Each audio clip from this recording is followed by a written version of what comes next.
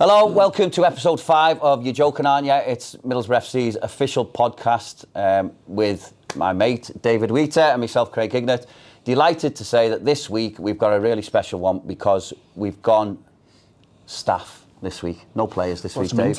We've got some proper sensible fellas who are going to give us a proper sensible outlook on the football club. So we've got Chris Jones, who is Head of Recruitment, and we've got Kieran Scott, who is Head of Football. Before we talk about those roles and how they work, because I'm fascinated with stuff like that, I love it. Tell us a little bit about growing up as a kid and your football journeys and how you started, where you started. So where did you grow up first? Me first. So I grew up in Essex, Harlow to be precise. Played football from really, really young. It was just my first sport, and as soon as I played it, fell in love with it. That was my sport. I had a varied career as a kid. Ended up as at Ipswich Town, the centre of excellence, and unfortunately due to injury and a questionable attitude at times, my career fell away at about 16, and that was sort of the end of it for me in terms of playing. I had a little re-go as I got a bit older, non-league Bournemouth areas, and just tried to get going again, which actually is how I ended up scouting and fell into the company of a few people that had gone on to do really well for themselves, and that's how my scouting started. But I'm sure we'll talk about that later on. But that was me playing career really, and there wasn't much of one, unfortunately. Right, so it was injury really, or was it a bit of both? It was a bit of both. Interesting. Yeah, and I just had a bit of a I don't know what you want to call it really. I was just it was me against the world type of attitude, and just weren't happy with anything, and probably overcritical on myself, and it sort of fell into a bad injury as well, and it fell away. I was classed as a talented player, but just didn't have the mentality for it, unfortunately, and it fell away. Do you know that self-criticism, does it still go on now? Not as bad as it was then. I was really over the top. My dad often talks to me about how bad I was as a 13-year-old boy driving. I could have scored a couple of goals, but if I missed something or I did something wrong, I was more critical of that than the good bits. And as I've got a little bit older, you've got to take, you do some good things as well, and you've got to look at that. But I was just really critical of myself, and it affected me playing. Do you think that's been positive for you in the end, or do you think it hasn't? It's been negative and it's held you back a little bit? No, it's been really positive actually, to be honest. It's I look back and reflect on it. Obviously my dad spoke to me about it for a good few years, and I just make sure I don't fall in that same trap. So it's been good. I'm still critical of myself at times. There's things I can do better or whatever, like everyone is, but it doesn't affect me like it did then. I was only a young kid. I just I didn't know what the world was about, and I couldn't get through it. It was just something I couldn't deal with, and it definitely affected my football. See, I was similar. So when I was growing up playing, I would be unbelievably critical, and my dad would be as well. But I think what it did for me, it gave me a thick skin that I needed further on. So when I went into the football clubs and people were having a go at me, I could handle it. I knew how to handle it because I've been through it for most of my life. Now it could be cruel. It could be classed as, a little bit brutal at times. But back then it didn't seem that brutal to me. It was a different world then as well. Yeah, it was. But as I got older and went into clubs and coached kids, and then I coached adults, I found that they were really how could I soft. Yeah. They had like a real soft centre, and it wasn't much before they were getting a little bit teary. And then you feel bad then, because you think, well, I haven't said nothing bad, but why can't you handle it? But do you think it's just a time thing? Yeah, personally, I think people have just got a little bit more sensitive as the years have gone by, and I think criticism now is taken the wrong way, where criticism can be useful and good if you look at it in that way. I don't think it's taken that way anymore, not by everyone, but certainly the majority. But yeah, it's something I just did to myself, and it did affect me going forward. How about you, Chris? So I was born in London, but I grew up in Bristol and Wales. So I was first around the Bristol Rovers Academy, and then ended up settling in my teen years in Kent. My family moved there. So to be honest, the difference in football from living in Bristol to coming to London and trying to play against Wimbledon as it was at the time, Millwall, Charlton, was a bit of a culture shock, and probably a bit too much for me at the time. But from there I ended up sort of getting into Championship manager then, and after a few years there, that was where my scouting career really took off. But in footballing terms, I had a few spells sort of trying out with Dartford, here from Belvedere. So kind of a non-league Ryman League as it was at the time, Kent Premier League. How rough was London to play football in? Was it rough? It was very hard. Because I always think when I grew up in Liverpool, and no matter what you do in Liverpool, it's always going to be rough.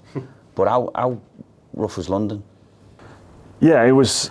I mean, I was a smaller kid. I'm 6'2" now, so I've grown luckily. But I mean, at the time I was probably 5'8", 5'9", and that was fine around the Bristol area. Everyone seemed quite similar to me. I come to London, everyone just seemed like a giant at the time, and the physicality of it, the aggression, and the level of players, to be honest with you as well. It just caught me up. And interesting, you guys saying there about I think resilience is another big thing, and probably at the time, I didn't have enough of it, but coming to London and the Kent area and playing football there and getting a lot of setbacks in my football career at that time, my young football career, probably did start to build a lot of resilience in me as well, and as you said there, a thicker skin. So when did you decide that you were going to go and scout? What was your first job then? So you went Championship manager, then after that? Well, a bit of a strange thing, 'cause me and my mum have always spoke about this and not really told too many people, but I used to play like Subbuteo and things like that, and I'd play on my own or with my little brother at the time, and would do a lot of like league tables and transfers and all. So I was always had this interest in the limited data on teletext and all that sort of thing at the time. And then, when I was 16, I ended up working for a computer games company, a football company at the time, that eventually got taken over by Championship manager. So when I was there, we'd have football ambassadors come in, and one of them was Mervyn Day, who's been really, really good to me over the years. He's currently at Rangers, Glasgow Rangers now, I believe.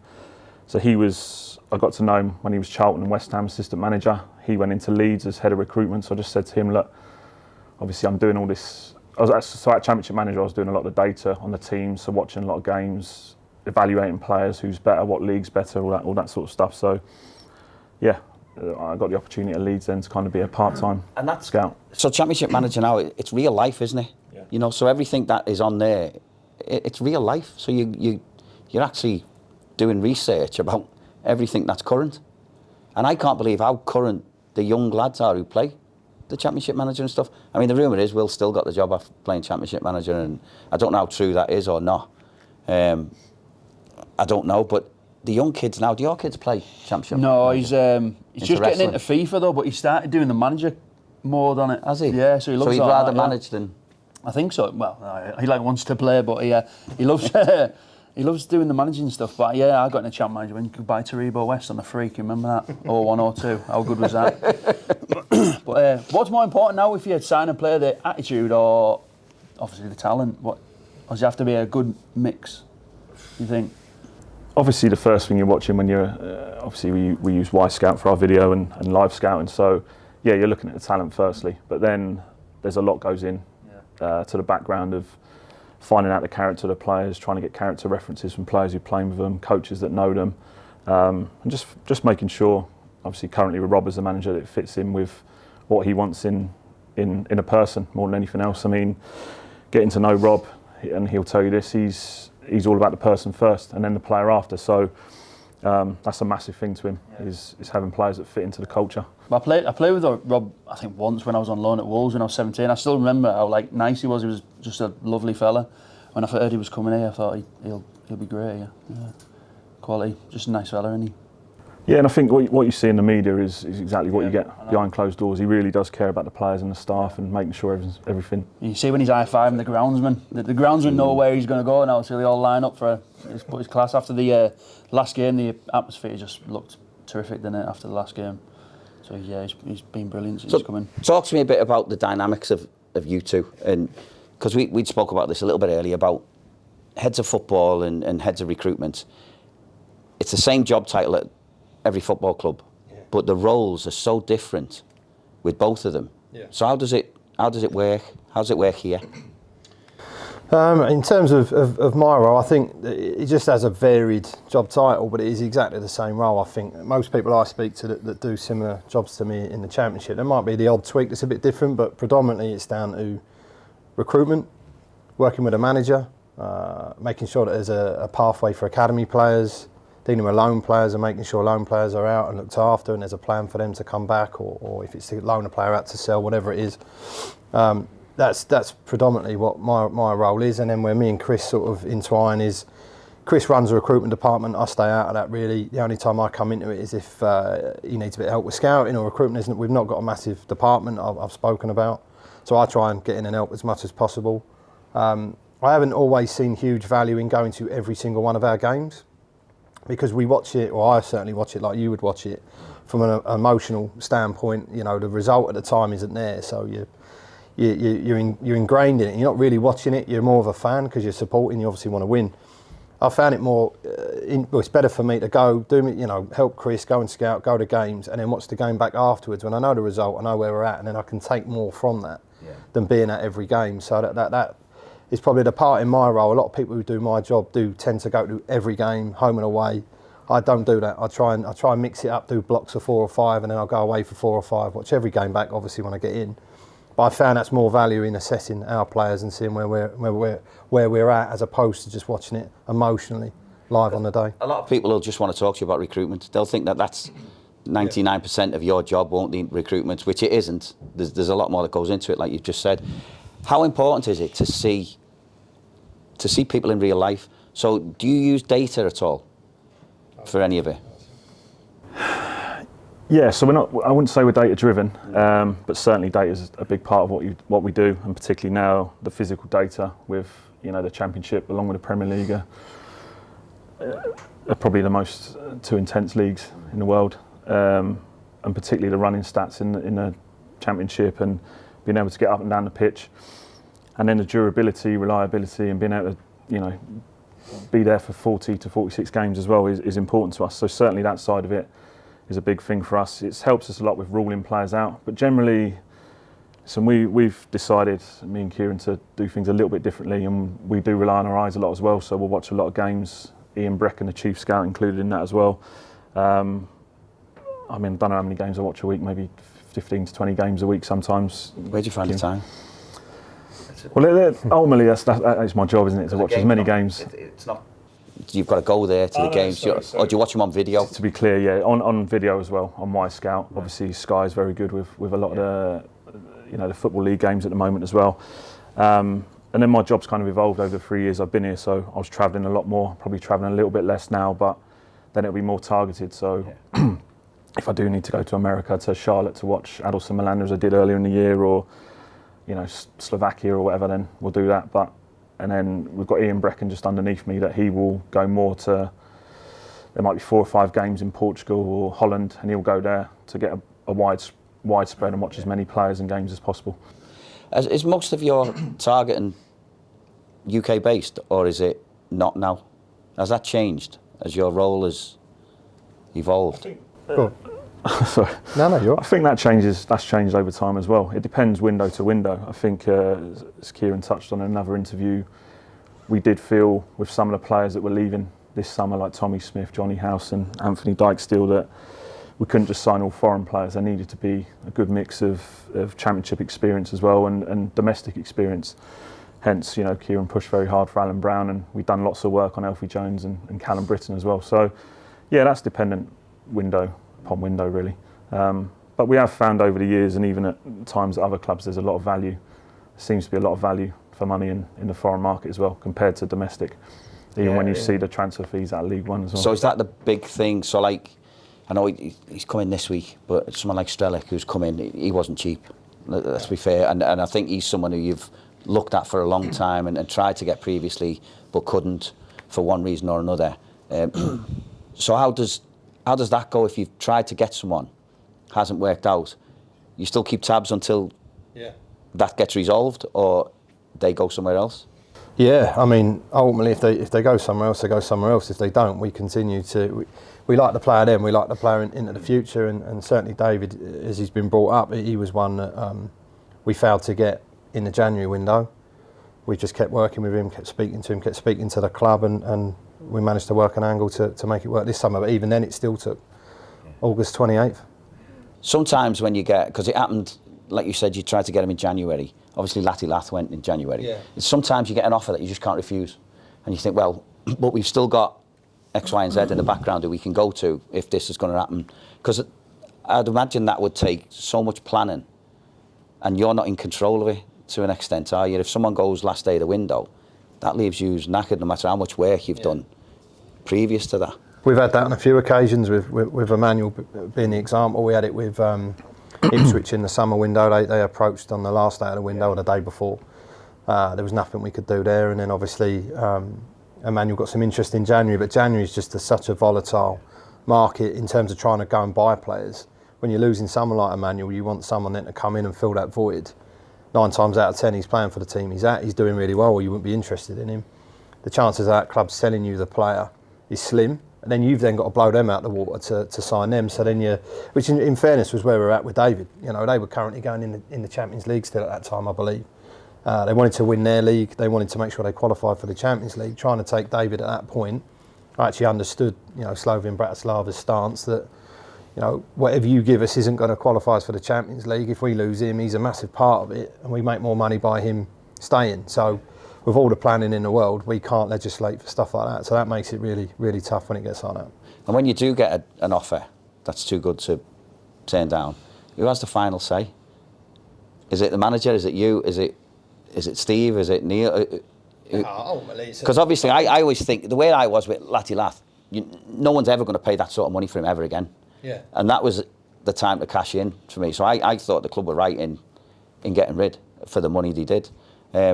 But whose decision is that to say, even though we can't get anyone in, let's go and do it? I mean, money decisions always fall to Steve really and Neil. But I will second that with, you know, he'll come to me and ask my advice, what I think. You know, he doesn't just go, right, we're doing it, we're not doing it. He speaks to us a lot about it. But ultimately, any monetary decision at that level always goes to the top. Yeah.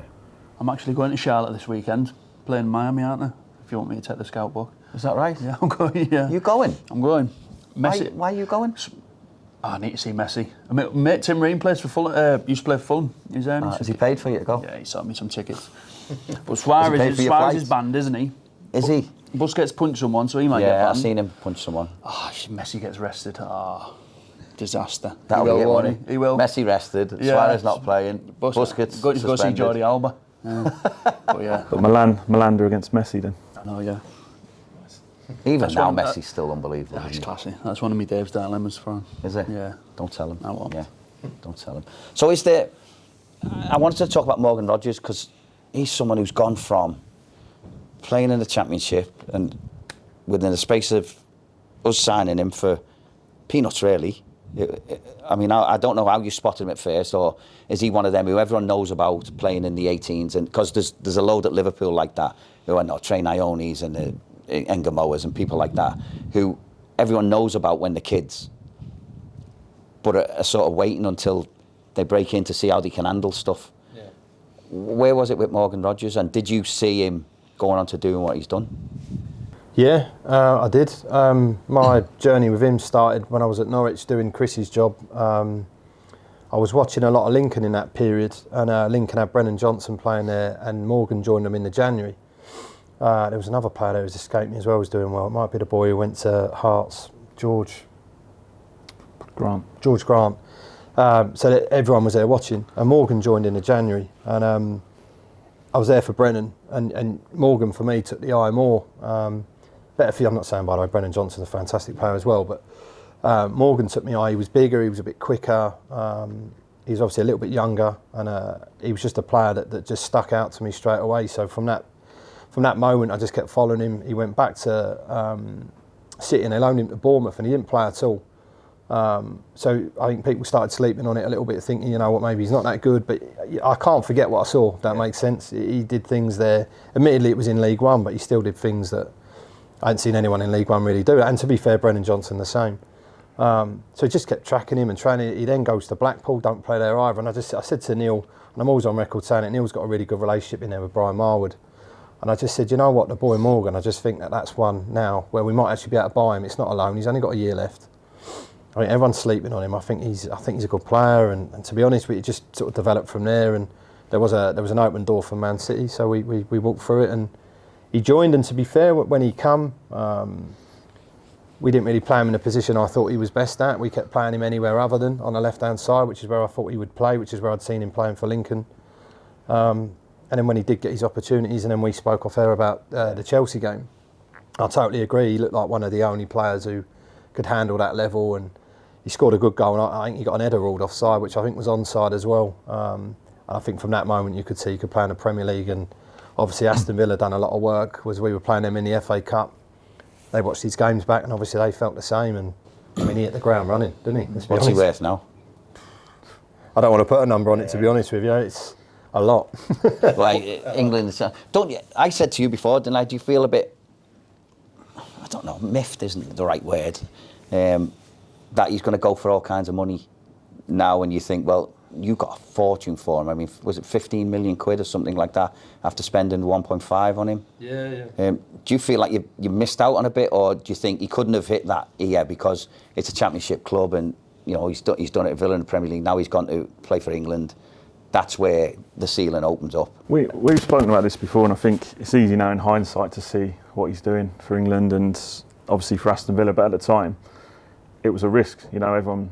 There was a lot of pundits and people at the time thinking, you know, it's a massive risk. How's he going to Aston Villa? So I think the deal was obviously at the time it was right. I think Morgan's family, Kieran can correct me if I'm wrong, are Aston Villa fans as well. So I think once that interest was known, they were a club that was massively on the up, aiming for the top four. They were top of the league at the time. Top of the league.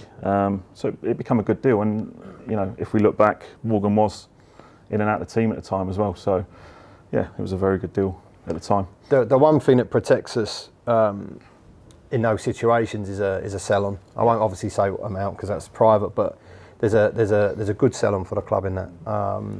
If he does go on to carry on as he's doing and a club decides to pay the money, we'll receive what we should receive, and it'll be, you know, it'll end up being a great signing for someone who played for 5.5 months. Yeah. We'll receive a lot of money. it. Isn't it? Sometimes there's a business side to it that you have to look at, and there's a football side to it that doesn't necessarily go along with the business side, if you know what I mean. And a human side. Yeah. You know, how could we say to Morgan, you know, Aston Villa are top of the league at the time, and I mean, I don't know what they did with his salary, but I'm pretty convinced it went north. And it's gone north again. You can't stand in the way of that, you know, situation sometimes. You've got to do right, otherwise you lose everyone else. So on all levels, it was what it wanted to be, and fair play to the boy, he's done brilliant. So the start of the season has been fabulous for the football club. I think some of the football's been great. Does your expectation from the start of the season now change, even though we're only 4 games in, or is it too early? I think we just need to keep our feet on the ground with it. It's a good start. It's only 4 games, or they're 42 to go. I'm going to sound like such a going through the rebuttal list here, but it's true. You know, we haven't won anything yet. You know, we haven't. We've started really well. I think everyone's bought into Rob, which I'm really pleased with, and Rob's shown what he's about and what he can bring here. So I'm pleased for that. But we still just got a long way to go. But expectation-wise, I think at this club, we've always got to look at being promoted one way, you know, or the other. So that doesn't really change. One of the horrible parts of the job is finishing people, and I've done it myself, so I know how horrible it is. How hard is it for you to do? You're gonna like to sack someone, regardless of who it is. You know, whether it's a scout or Chris or or a manager. It's definitely not a nice part of the job. It's a part of the job that you have to do. I don't enjoy it at all. Especially when, you know, you see how hard, you know, even if we talk about Michael and his staff, they work so hard. There weren't one moment where they didn't give everything they had for the cause. It just wasn't working. And when someone's not working hard or they're cheating or whatever, it's a little bit easier to do it. But in that case, for example, it just wasn't working. So that's difficult. Yeah. And they're good people as well, so it's tough. Yeah. That's the hard bit for me, sacking good people. I mean, I'd have no issue with you, Dave, you would. at all. You'd be lost without me. I would. It's like your big shadow, aren't I? Yeah, you are. We daft text that I get. Stupid hours in the morning. And I try to get lifted in after you. Yeah, he did. He was trying to get me to be a taxi. Wouldn't have it, would I? Can I just ask, so when you find a player like that, what sort of feeling do you get like when he's hit that height? Is it like, I don't know, what? Is it sort of like a feeling of, like if we score a goal, like yeah, I knew that'd happen, type smug feeling. Are we talking about players in general or an individual? No, just anyone. Like an individual, yeah. Yeah. I'll let you answer this, Chris. Yeah, I think I'd say off the top of my head, Emmanuel Latto would be one, because there was a lot not to like about him. Yeah. You know, he'd had one good season, let's be honest, in Switzerland, which is not the strongest league. But what we did do is, rather than which I think some scouts can be guilty of, going, yeah, but he can't do this and he can't do that. We looked at his strengths and going, look, if we can refine this a little bit. We felt we were missing a runner in behind after, obviously, Cameron Archer leaving after his loan. So, you know, his pace, his pressing, his aggression. We knew his finishing was maybe respectfully a little bit erratic, but we just felt he was chaos. And you know, he wasn't an academy coach player as such. He almost did what he wanted on the pitch, but you know, he just set the tone really from the top of the pitch with his aggression and pressing, as I say. So yeah, to see him go on and do what he did, because a lot of people doubted him, probably fans as well, and you know, we had our moments probably as well. But yeah, you know, he went on and got 18 goals in that first season and got the move. How important is pace today in the game? Because when we lost Latilath, Isaiah Jones, Ben Doak to injury, all the pace went. Yeah. You know, and that went out the team, and you could notice it. I thought you could notice it straight away. Pace is one thing, but it's also the intensity, and athleticism is a big thing. You know, I'd spoke to Kieran about Bristol City were a good example. So they might not have had lots of pace in the team, but they had lots of players that could just run for 90 minutes, could press, you know, could work hard. So that was something we looked at, two facets really. So pace was one, and then players that could, you know, had the athleticism and the engine and the intensity to keep running, which was where players like obviously Callum Britton and Kante and that come into the mix. How important is it to be somewhere near the top of the league in the Championship in terms of recruitment and bringing players in and making it a really attractive place for someone to want to come to be? I would say us sitting top at the minute has helped at the end of the window with a couple of players for sure. I think maybe we looked a bit more attractive on that basis, because you're trying to sell the dream of come with us to the Premier League. And I think when you sat there, you know, it feels a bit more realistic where, you know, I don't know if you're, you know, 18th, 19th and you're trying to sell that. I think there's an air of doubt from certainly foreign players. I think domestic players know the size of Middlesbrough a bit more and get it, but foreign players don't always. So that did help for sure, definitely. What about David Strelic, who's come in? We've got to talk a little bit about him. What's he going to bring to the football club? Well, one, he's a goal scorer. Well, after his goal against Germany, which was unbelievable, I'm you know, pleased, to do that. He did that before so to do that, we after you've just announced you've signed him. Yeah, and Steve Gibson was certainly happy, I think, with Kieran that he got that deal done before then. But yeah, I mean, obviously he's a goal scorer, but if you meet him, he's a Premier League athlete as well, physically, 6'1". You know, he can obviously run, as people who'd seen the Germany game would have seen. We looked at a lot of his games, because looking at him in Slovakia is one thing, but you know, we looked at a lot of his games in the Champions League and Europa League and games against Sweden that he played. So we knew he could do it at a real good level. And again, circle back and talk about resilience. He's a player that we spoke to a lot about his time in Italy and what went wrong. I think that would have put maybe some scouts off and gone, well, he's come to a different European country once and failed and not settled as such. But you know, at the time he was 20 years old. But you know, once the deal was agreed with Slovan, we spoke to him at length about this, and you know, he explained the reasons why. And we just saw a player and a man that wanted to come over here and prove everyone wrong and prove he could do it outside of his home country. In terms of attributes, you know, you can see his link-up play. He can run in behind. He can come and, as I say, take the ball, hold the defender off, and yeah, just a very good technical player as well as a goal scorer, as I say. How much planning is going towards January now? So the window's just shut. Are you already done and dusted for January and you're looking forward to the summer? Or are you going through every scenario that could happen? Obviously, Hayden Hackney's one who everyone has been talking about all summer. He didn't go anywhere, thankfully. Still got him. I think him and Aidan Morris have been brilliant so far this season in midfield. But it's going to happen again in January, isn't it? All the talk's going to start again leading up to January. So have you already got your list of, if this happens, this is what we'd like? We were actually talking about it yesterday, funny enough. That's why we smirked there. We went through a lot yesterday on situations. We're planning for January. There's a couple of positions we feel we can be ready for. But then we spoke through every permutation that could happen and what we're going to do if that comes. And Ian's in with us as well. So obviously Ian then gets sets off and starts getting ready for what he can add to the list that are already there. We're always looking to keep adding and adding and adding. But yeah, we're plotting for January. Won't plot for the summer just yet. The only thing we spoke about in the summer was just out of contract players that will be free in the summer and who we really like and who we're going to speak to and do what we need to do. But January stuff we're on with now, and let's see what happens. Hopefully we're top of the league and no one wants to leave and we don't have to do anything. Yeah, well, you can add to it, can't you? So does that change in January if you are top of the league and you are looking to go to the Premier League? Because obviously some players you might look at now might not be able to hack it in the Premier League. So have you got one eye on that?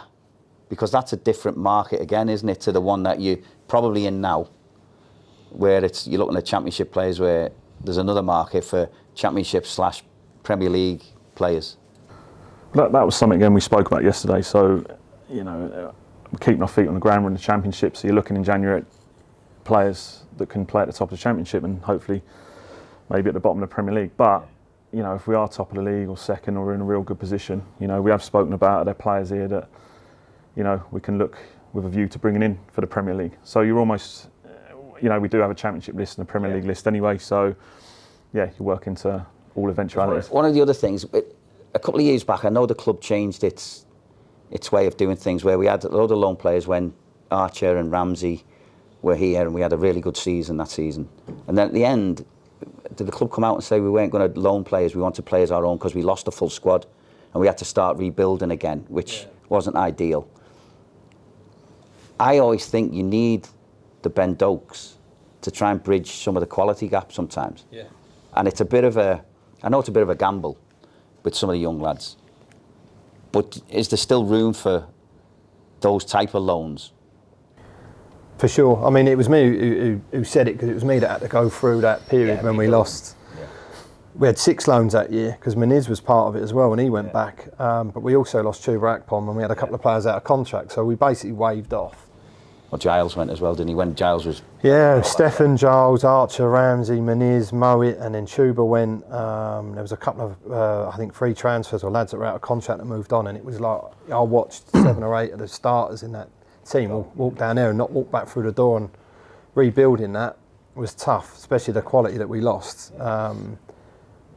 Loans I've got no problem with. We do need loans. You still need to do, we've done Sfera this time round, who could be the Ben Doak of... Well, he looks a right good player. So Sfera is another one. I want you to finish what you were saying first about the loans, but then I'll come on to Sfera. Yeah, and then also I think loans, you can get an Alan Brown, for example, and Matt Target, who have got experience, have been around the block, and they add a lot to it as well. What we need to stay away from is having a spine of loan players, because you lose them every year, you're just never going to get anywhere. So we've made a conscious effort the last couple of years to move away from that, which I think we've done. But we will still loan players. You must have been praying the Tuba year that you got promoted, because that would have made your job so much easier in the summer, wouldn't it? Because the players would have all stayed. And yeah, there was a lot that wanted to stay. Yeah, it would have made it a lot easier, but to be honest, it didn't happen, and it was a lesson that we can't be doing that every year, because that's too much. Yeah. What about Sfera then? Because to me, he looks like he's going to be the surprise one this year. I've seen a little bit, but I've only seen him live, a little cameo appearance, 2 cameo appearances for Borough. But already, I think he's going to be probably our best player. You think? I think he probably. We'd started scouting him very early, and as Kieran's touched on before, it quickly became apparent that we had no chance of getting this player, as happens. But Scandinavia is a big market for us anyway in terms of scouting. But then, as Kieran touched on earlier in the conversation, you're still tracking these players. So then, okay, you might go to, I think he was linked with Aston Villa and a few other clubs as well, and ended up at Manchester City. But is there then the loan opportunity? So this is where, again, good communication, relationships. We've got Ian Brecken, who's sunk here and is also at Manchester City, but he's got brilliant relationships there in Manchester City, and he spoke to one of their guys there and tipped us off that this may be a possibility. So then, again, me and Kieran with our squad planning head on are thinking, okay, we're hearing a little bit of noise around Finn Azaz as well. Do we need to strengthen that position anyway? So maybe if he does stay, does it put a bit of pressure on Finn to keep performing the way he was? So again, you're constantly looking at all these things, and to be fair with that one, it happened pretty quick. So he wasn't one we were consciously scouting at that point, but it was a market opportunity, a bit like Ben Doak. A no-brainer. You just have to take that opportunity. So I think he's a really good footballer. You can see he sees everything, but he also works the other way. And he's got that. I think he's a bit like Martin Odegaard in the way he play, but I think he's got more defensively than he has, and that's as big a compliment as I can play him. And I haven't even seen him play a full 90 yet. Yeah, But you can just see with how he handles the football and how he sees the game. I think he's going to be one of our standout players, I think. I don't think Man City invest that amount of money in a player if they don't, you know, and I said on the radio a couple of days ago, they don't get many wrong, Man City, and they've seen to invest that amount of money in him. I mean, he's a very mature 18-year-old. He's bigger than you think as well, because I've just walked past him in the hallway there, and I thought, he must be over 6 foot, is he? Is he 6 footish? Yeah, touching 6 foot. Just got a great mentality. He's just really switched on, really mature for his age, and he's not coming to mess around. He wants to play. Just like Ben was exactly the same last year. He might have been 18, but could have been 28. And his mentality, he's like, I'm here to play, and he's the same really. It's fair, and he's done. I thought he had a good 45 minutes when he come on. He's shown everyone what he's about. I think he won a few hearts with the tackles and stopping that our corner routine that broke down, and he was straight on it. I'm with you. I think he's reading, and the game's excellent. I think he sees it before others at the minute, and let's see if we can get him physically right for England, and I think his quality will shine. So what about Hansen then? Where does Hansen sit in that? Because he looks exciting as well. You know, gets the ball, he can go at people, he can go past people, he looks sharp. Is he another one who you think, if anything did happen and we weren't able to get what we wanted, he could then go and play in the Finn Azaz role? Yeah, on Sonji, yeah, absolutely. We also see he's quick, he's direct, he's got a little bit of I call it like a bum off seat moment. He's got a moment where he can spin like he did Cooper in the Millwall game. He's got something that will help. The only thing with Sonji, he just had a bit of an indifferent pre-season at Nijmegen, so we're just trying to get him up to speed at the minute. So he's worked really hard since he's come in here to try and get himself fit, and with Rob and what he's done with our lads, he's taken their fitness to another level, and I think that's just a couple of the new lads have obviously seen that and thought, got a bit to do here just to get right. But Sonji's in that position at the minute, but I think he'll be really useful for us. How important to bringing these players in for the standards? So you've got someone like Luke Ayling, who has played at a higher level, knows what standards are required, getting on a little bit now, but he's important to keep these lads right. But how important is it for the standard of everyone else? I mean, I had Dale Fry since I coached him at 13, Dale, when he was a kid here. And to see what he's done, I think Dale should have went on and done something better. That's not being disrespectful, but should have been in the Premier League at the very least. But through one reason or another, I don't know whether injuries have stopped him and cut him a little bit short, but he's come back this season and looks a different player. But is that because he's being pushed now by the competition for places that we've got around the squad? Yeah, I think so. I think he's probably a bit fitter as well. I think he needed to do a pre-season, which he's done, and I think he's in a better position now, Dale, a better place physically. Listen, it's going to be tough for him to keep playing every game because the games are played at a high intensity, as at a training session. So we'll have to be careful with him. But he's come back really well. I think Rob suits him as well, and Adi and Harry. I think they've identified what he's got and utilising it a bit more. Hence the set piece at Swansea, for example. Yeah. What sort of captain is he? Is he vocal around the training ground and stuff? He's not the most vocal, Dow. He's a bit more like leads by example, a bit like Johnny Howson did. He's a proper solid, Middlesbrough lad, and he represents the club right. And he just, he does everything 100% and right, and exactly like Johnny was. And people follow that more than a vocal shout and moan and groan. He's not one of those, but he just leads by example. So the players who've left, you don't have to answer this if you don't want to. Are you disappointed with any? Any that have left? Are you disappointed that some have left? I'm thinking of Johnny, because Johnny was one who, he's coming to the end, but he's such a good pro and a great lad. There might have been value in keeping him around just for standards, and he can still play. And when he does play, he's always 7 out of 10, isn't he? Johnny's always a difficult one to let leave any football club for what he's done in his career and who he is as a guy as well. He's a brilliant fella.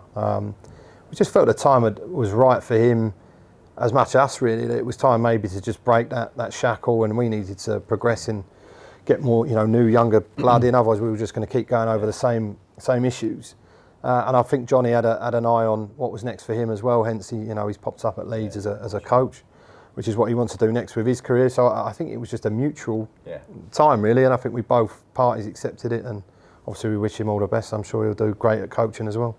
Dave, before your Dave dilemmas, right? I've got one last question, and this is talk me through the thought process of getting a new manager.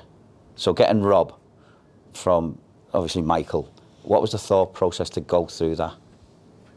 Well, we'd obviously come to the decision that we needed to make the change. So then you look at the market, and from my side, I just wanted to identify a few areas that we were short on.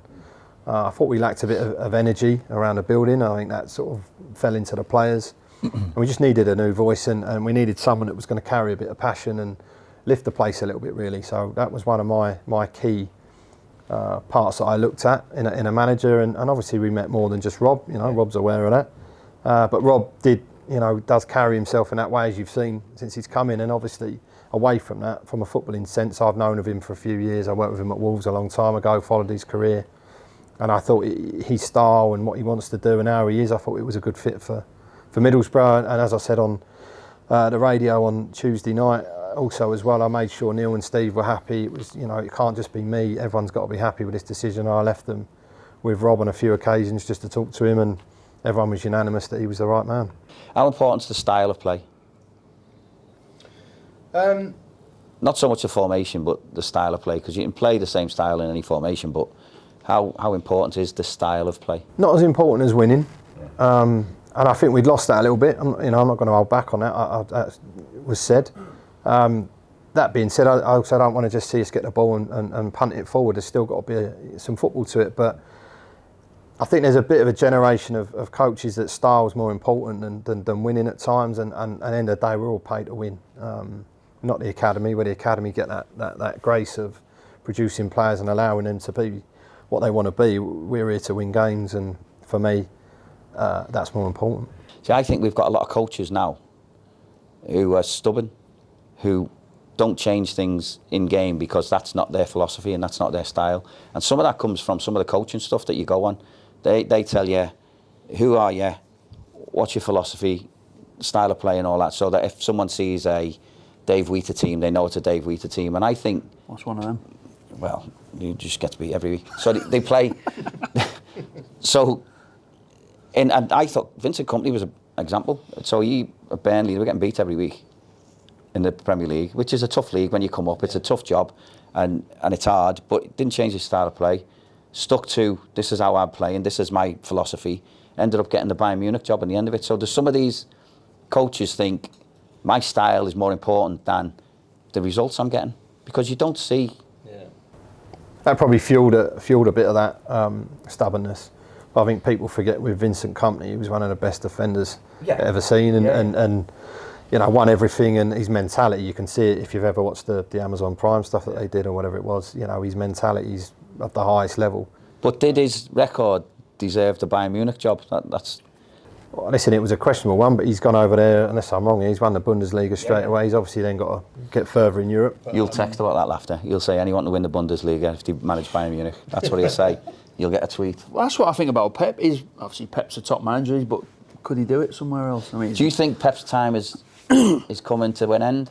Do you think his style of play has been overdone, where now it's become boring? I think other teams are catching up to him. The sort of players how the other teams play. I think they cancel out Man City sometimes in them games. Is it predictable? Is it too predictable now? Whereas they used to have, I don't know, losing the players they've lost is obviously massive, isn't it? The De Bruyne's when he's at his peak, and people like that, Silvers and Aguero's. But even the mental side of it and keeping that intensity under that pressure at that level for that long is, see, obviously Jurgen Klopp retiring and Mourinho slowly kind of fading away as time goes on, and that's got to have a big impact as well. Yeah. It's hard to criticise him though with what he's done. He's been unbelievable, and he's changed football, and at times he's made it unbelievable to watch. But he's had the budget to do it. He's had the best players, and he has produced. And like Chris says, it's still a massive pressure to keep doing that, and he's done it for a long time. I agree. I think teams have caught him up so much. I think they've just worked out the kryptonite to it. I think they've just worked out athletes, that stop them from doing it, and then when they break and they're gone, you see a lot of City goals are conceded on the counter. I think a lot of teams have worked that out, and I'm sure he'll get it right though, Pep. You're a brave man to bet against him, to be honest. Yeah. Have you got your David style? I've got him. Have you? I've got him ready. Is there any dodgy ones in there? No, it's not today. Why? I couldn't put any dodgy ones in. I couldn't. Well, you could, but you couldn't have answered it. Nah, we don't mind. Well, the first one is Pep or Sir Alex. Oh, I'd have to go Sir Alex, to be honest, which pains me as an Arsenal supporter. I'd have to agree with that, actually. Yeah, I'll pop where would you another- got, Pep or Wenger? I was going to say, That was you. Well, I was going to say Sir Alex or Wenger. So I'm always going to go Wenger because that's my team, but he did it with very limited money when they moved stadiums, and he didn't get any credit for what he did there. He kept them competitive, playing in qualifying for the Champions League with players no one had ever heard of. That would not happen now. What was his best signing? Like Vieira, what was Vieira, like 3 million or something? I think Thierry Henry. I don't know if you can go better than Thierry Henry. Even Nicolas Anelka, to be honest. Anelka was a great signing. He made lots of great, even Koscielny. No one had ever heard of him really. Centre half. I think he was playing in the second league. Lorient, was he? Something like that. Yeah, I'd have to. Yeah. Biased. Biased. Messi or Ronaldo? These are the important. Next one's the important one, though. Yeah, are you going to answer the... Have you answered the Pep or Alex one? He went Sir Yeah, Alex. I went Sir Alex. I mean, So, Messi or Ronaldo? I'll go for Messi. Yeah. Yeah, On a Messi. limited budget, who would you sign? I'm Messi, to be honest. Messi's done things. On a limited budget? Signing Messi on a limited budget? Unlimited. Oh, yeah. Unlimited. No, Messi for me. He's just done things that have wowed me. I'm not saying Ronaldo hasn't. He's phenomenal. He's ridiculous shape for his age. He's still scoring. I read yesterday 89 goals for Portugal, and there's only 3 teams that have scored more. International teams have scored more than him on his own. It's crazy. So his numbers are ridiculous, but Messi just excited me more. No, there was something about that Barcelona team, that 4-3-3, Busquets, Xavi, Iniesta, and Messi was. Barry Walter. I played against them. Not Messi was on the bench, but I played against Ronaldinho. Played, and he was the best. Like it wasn't football I was watching. I was watching him playing. They had 10 men as well because they'd had a man sent off. Philip Cocu got sent off after 10 minutes. We couldn't touch the ball, so I was at Leicester at the time. It was a pre-season friendly at the Walker Stadium. Couldn't get the ball, and I'm looking at Ronaldinho thinking, how do you stop him? He's massive, powerful, quick, get turned. And then he'd done this thing at half time where he's flicked the ball, it's come over his head and he's volleyed it from the halfway line. And it's gone like an extra set and it's hit the crossbar and it's come back and it's landed halfway in the half, like he hit it that hard. And he just walked off. He was like turned away as soon as he hit it and walked off. I'd have been doing a lap of honour if I'd have.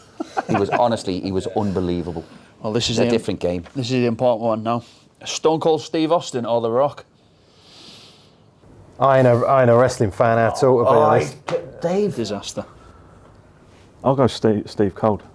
Steve Cold? Steve Stone Cold. Cold. Oh, she's gone Steve Man. Cold.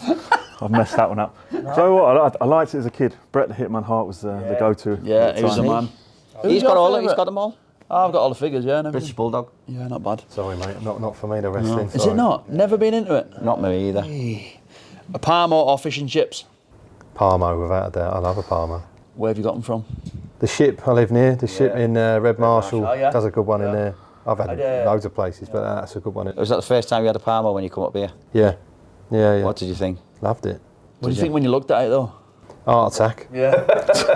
I thought I need to go to the gym straight away. But I enjoyed it. I think fish and chips got a bit of a rough ride, didn't they, after Rav, so I'll go for them.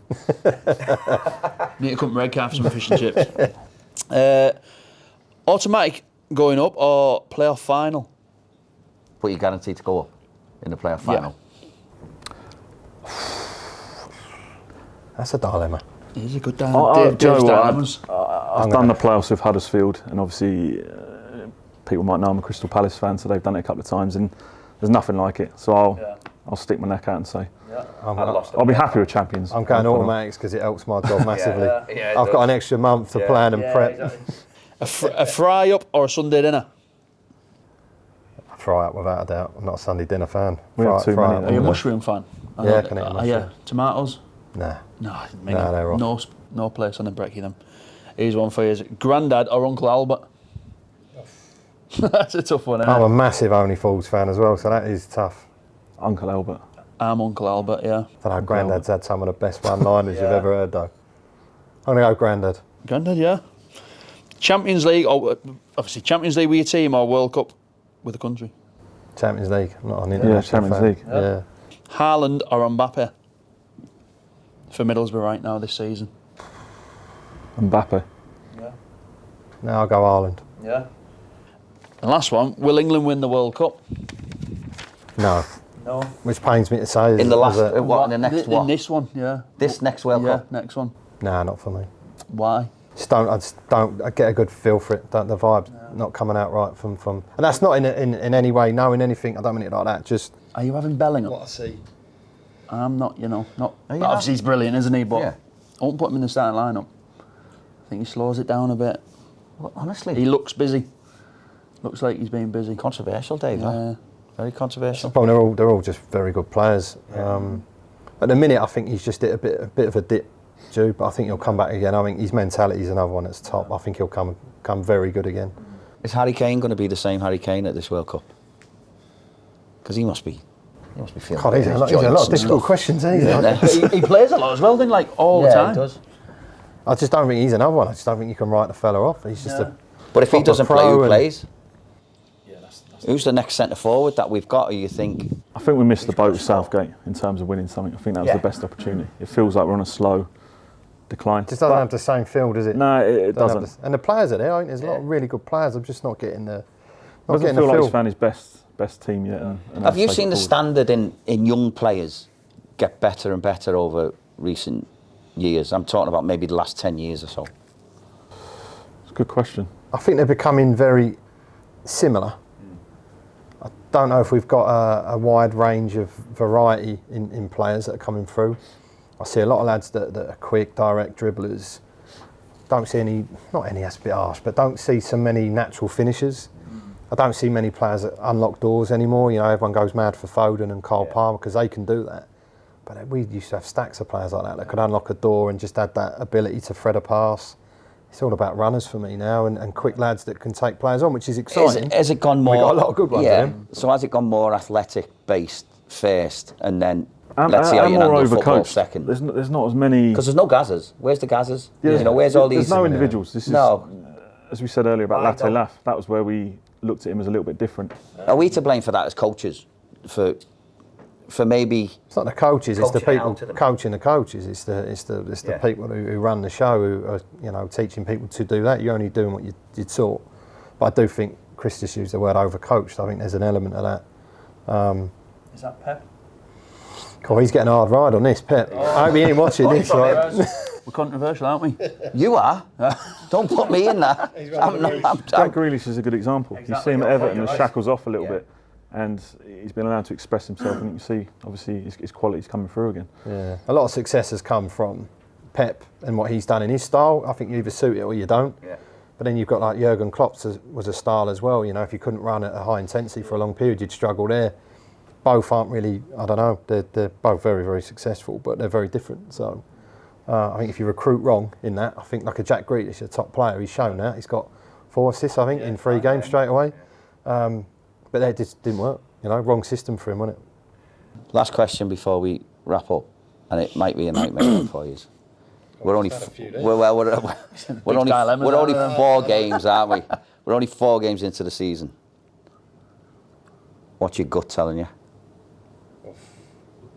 This could be brought back. This could be brought back. This is going to be I'll put mine on. I think we're certainly see us in the playoffs. Certainly see us in the playoffs at this moment in time. Rob's leading the way. Rob wants to go all the way, so we're completely behind that and believe we can. Yeah. Or I do. Yeah. No, Put words in anyone's mouth. Good answer. Yeah, we're allowed to get carried away, aren't we? With what we've seen. We're here to get promoted. That's what we want to do. Definitely be more competitive, I think, in each and every game. And I think if it's not working in one way, I think we'll find another way to try and win the game. We're not just going to be sort of one plan. And for that, I think it's going to give us a good chance of being at the top end of the division. Do you think the division is poorer this year than last year, or do you think everyone's just so? Get that evenly question matched? every year, and it's. No, I just think a few of the clubs that were expected to do really well have started slowly because of what's gone on with selling players, buying players, all the rest of it. Once they click and it starts kicking in, I think the division will be. I think it'll be good. I think it'll be a good division this year. Some good sides in it. Some clubs have recruited well. I think there's a good 8 to 10 that will have a right go this year. So I think it'll be a good division. But the start from Ipswich are 20th, for example. I think. Yeah. I mean, they're not going to finish 20th. We know that. Definitely not. Well, that's been fascinating for me, Dave. Yeah. That's something I'm really into. I could tell. Thanks. Listen, I hope you've enjoyed that.